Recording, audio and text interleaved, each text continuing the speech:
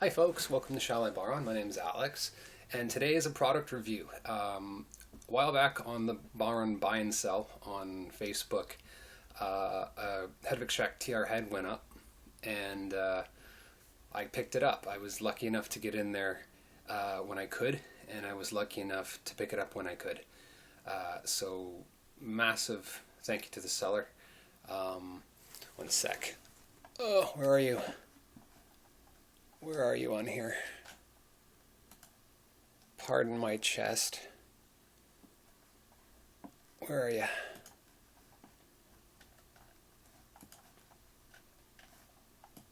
Yes, thank you, Sean McLaughlin, for giving me the opportunity to buy Phil's drum.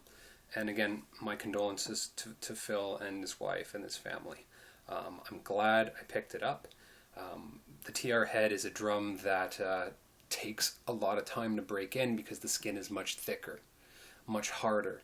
And when I compare it to every other drum that I had, apart from the Shane McGrath Lambeg skin, this drum is very hard, and it's very hard skin.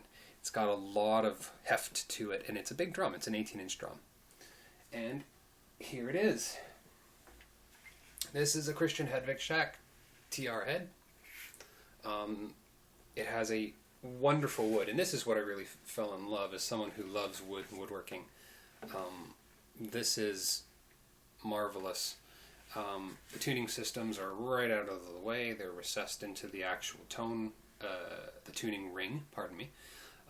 But it is a giant of a drum to play.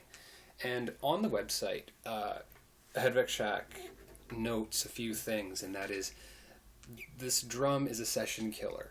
It's not a drum for beginners. It's a drum for people who know what they're doing or know how to handle something like this. And because of the hard skin on this, it's very loud, it's very percussive, and it's immediate punch and prominence. I tried it out a little bit already. It's going to take me quite a while to actually hone this drum in. This is much more percussive. And on there, when he talks about the almost like bell tone effect of this thing is exactly that. It is a very bell tone sort of sound. It has a very, very, very, very, very, very, very faint ring. I don't know if you can really see it. Maybe if I can get it into the light, you can just see this sort of faint. There you go. See, it's kind of like the rings of Saturn. It's got a little right there for tonal control. It's very, very, very, very, very slight. And it looks like possibly that maybe that tape was removed, and I guess it was just to let the thing ring more. So it has a lot more overtones to play. So this drum is going to be filled with surprises. It has a nail only attached, so there is no other binding on it. And it's a lot lighter. It's a really light drum. Compared to my core line, which could fit easily inside this, the core line is heavier. A lot heavier. It's got a much thicker frame, and this thing's actually this is much more in comparison to, say, my Finnegan Hill drum, which has a much thinner frame. But it has a beautiful brush to close sort of effect on the wood grain, and again, very big surface to play at, and the spine, of course, at 1/5. Or thereabouts. 1/5, 1/4, thereabouts. There it is. Sound. If you're using a little tipper like this, which is normally wonderful on the core line drum, and on a lot of drums that are much more tonal, so just as a check here.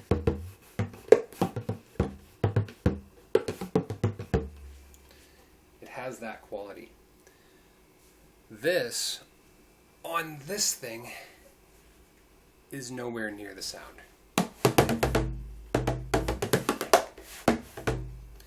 It doesn't work the same way. That is a hard sound. There is a really hard, full, like, if I can give you people out there who are a little bit more symbolically focused, when you hit this with a thin tipper like that, it cracks. It's a dead crack. really, really big crack sound.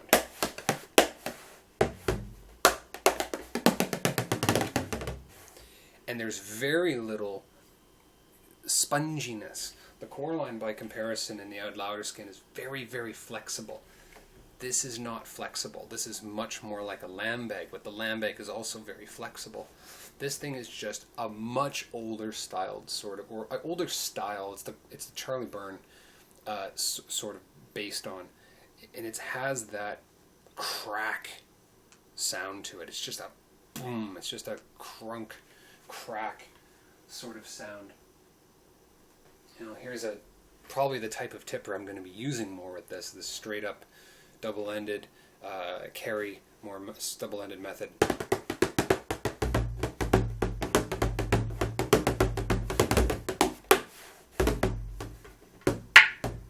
It's just got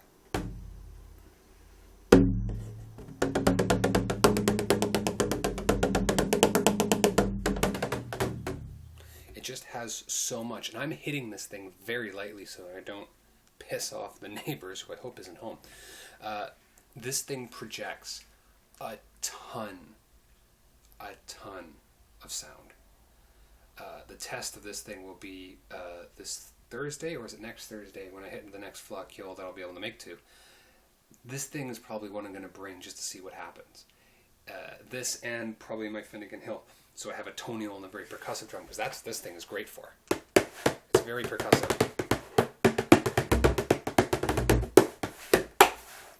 But listen to that. If you try to play this like a top-end player, you just don't. It just doesn't give you that same. And this is a skin that has been beaten smooth. This skin has been beaten smooth.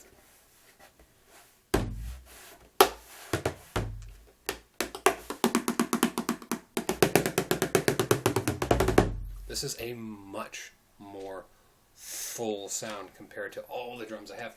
Even the most percussive drum, which I already own, which is the Walton's 18-inch double skin. But it's much more tonal than this thing is, because I've added the tape around the edge to give it, more dampen some of the overtones. This thing is filled with overtones. This thing has a full, has such a spectrum that I have yet actually to look into and discover. For something more like a dowel tipper in.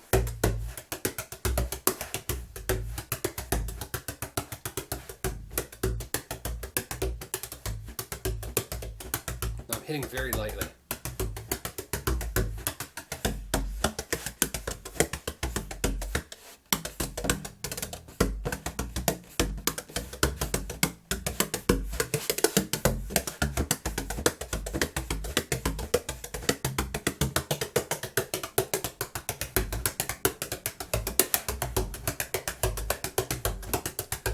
Can you hear that?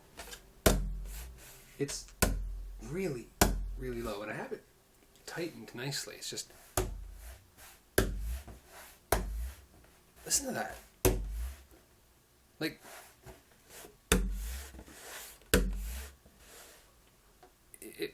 I'm sorry that I'm using the camera's microphone, because I really wish you could hear this. You hit that, and it's got that Josef Fono cell, except not quite as soft. It's got a very thunderous sound. It takes no effort to get, and it's got a lot of sustain actually. For a Hedwitschak drum, this drum has a lot of sustain. You can hear it. It's got a lot of sustain in there too. The skin on the back feels wonderful. It has a wonderful smell. It's very goaty. It's very beautiful. It's a very beautiful thing. And it's got a lot of characteristics. I'm coming to look at this a little bit more. It looks like there was tape that had been removed.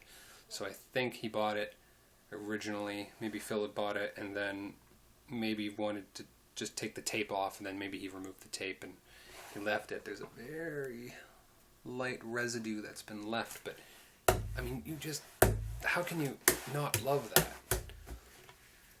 Pros that I can immediately see with this drum is volume. There's tons of volume. Negatives, by the comparison, is controlling the volume And because it's a much more percussive sort of thing, you're going to have to be a lot more, I'm going to have to be a lot more in this case, capable of being mindful of how loud I'm playing. You know, if I'm using a heavy ball and tipper or something, which is probably more of what I will be using, this thing is going to be a handful, to say the least. This is probably why the TrHED is not a popular drum. But that's fine. I have no problem with that, because now this thing rounds out my collection of sounds, because now I have percussive double skin, tonal double skin. I have multiple single skins of different thicknesses, and now I have a more percussive large single skin drum. I can't wait to get this down to the beach and just do some practicey stuff with it, trying to fine tune how I'm playing. And again, like, I am very happy with it. And I'm very happy that this drum used to be part of a band, you know. Phil Neal, I've watched some of the videos as provided by Mr. McLaughlin, and he looks like he has a wonderful time playing it, and that band, Mr. McLaughlin's band, plays a beautiful, beautiful set. So yeah, it's a big deal, and it's for me a big deal, especially with the TrHED, because it is a drum on visual standpoint is probably one of my favorites. And this is not the standard wood set for it. This is a little bit different, but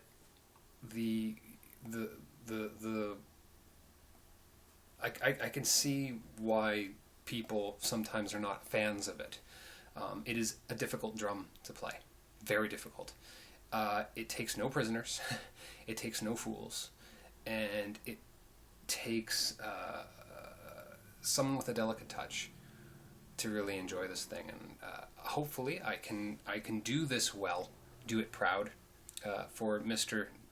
Neal, and for the sake of playing this thing well.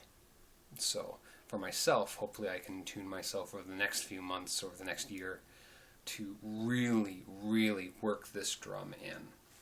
So yeah, if you're a person who likes contemporary Bodhran, do not buy this drum. It is not for you. This drum is not that sound. It's a completely different realm of sound. If you like the Cormac Burn sort of sound, you know, Christian Hedwitschak makes the Cormac Burn model as well, which it's basically a lot like this, except the skin is louder, I believe, and this is a much thicker skin. So his drum is more tonal in some ways, but this thing is a monster. This thing is probably the most difficult drum, I believe, that Hedwitschak makes to actually play with a degree of artfulness to it. So, you know, hey, if Johnny Ringo can do it, and this drum was developed in part taking ideas from Charlie Byrne, and of course produced alongside with Johnny Ringo McDonough. So yeah, how do I conclude this product review when I haven't really spent an entire day playing it yet? Exactly what Christian Hedwitschak says on his website. This is not a drum for beginners, and taking from what other people have said on the buy and sell, and just people I've talked with about this drum, it is not a drum for beginners, and it is a drum that has a very specific sort of tone quality to it. And if you're not for that tone quality,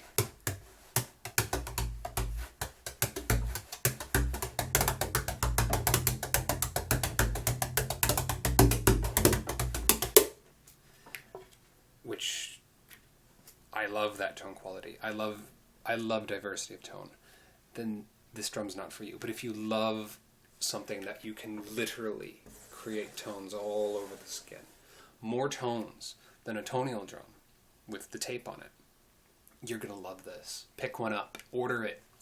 They're not. I know Christian's not taking any more orders this year, but let him know. If you're interested in playing something like this, find someone who has one and let them, say, hey, can I try that out for a bit? Try it. And try with every tipper you got, because this thing does not work well with all tippers equally. I can tell you that much. My beloved Snakewood tipper I think it's the CH3 or the CH1. I can't remember tipper from Steve Moises and Hedwitschak. I love that tipper very much. One of my favorites. Can't use it on this drum. Can't use it. It's too thin. The character hit profile doesn't work, whereas bundled tippers on this thing are going to be amazing. So, very excited. So again, thank you, Sean McLaughlin, for putting this on the Bodhran buy and sell. Posthumously, thank you, Phil Neal, for ordering it and for giving this thing one hell of a baptism by music. And I hope that I can live up to improving this even more in the future. Look forward to actually seeing some of my videos in the future, because now I got something that has such a different sound. I can actually do more with other drummers out there who have a very specific sort of taste in drums, not just the Tonial ones, and not just the ones who like to play the Metloffs and the Seamus O'Kanes and some of the other Hedwitschak models. Like, this thing's nothing like my RWE. So this is probably going to be one of the other drums that you're going to see a lot more on these videos. So thanks very much. Thank you, Mr. McLaughlin, and have a good week, folks.